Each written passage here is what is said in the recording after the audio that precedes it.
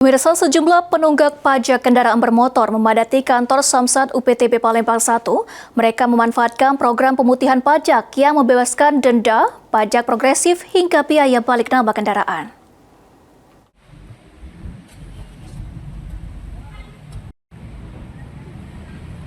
Berdasarkan pantauan tim PAL TV di Samsat UPTP Palembang 1, terlihat puluhan warga memanfaatkan kesempatan program pemutihan pajak yang berlaku sejak 17 Agustus hingga 17 Desember 2025.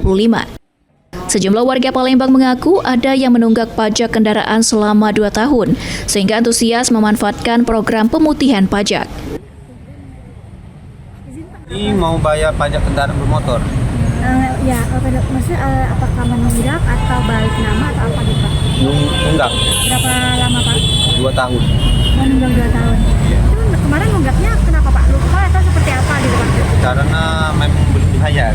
Ya, kesempatan Ini ada kesempatan, ada pemutihan ya, jadi dimanfaatkan.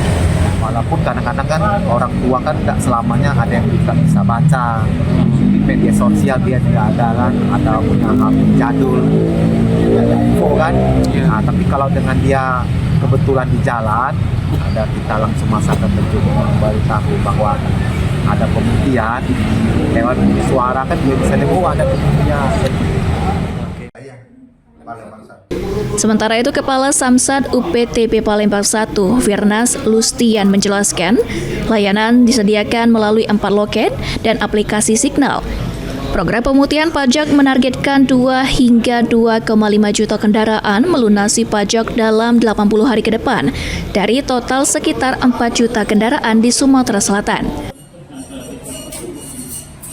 Karena terdata untuk kendaraan bermotor di Provinsi Sumatera Selatan itu lebih kurang hampir 4 juta. Dan yang melaksanakan pembayaran pajak paling 1,5 juta. Harapan kami sebanyak-banyaknya, paling tidak target kami minimal 2 atau 2,5 juta yang membayar pajak, atau 2 kali lipat dari yang berjalan sekarang. Selain bebas denda, program pemutihan pajak juga mencakup pembebasan biaya balik nama kendaraan dan penghapusan pajak progresif. Hafidz Zainul, PAL TV.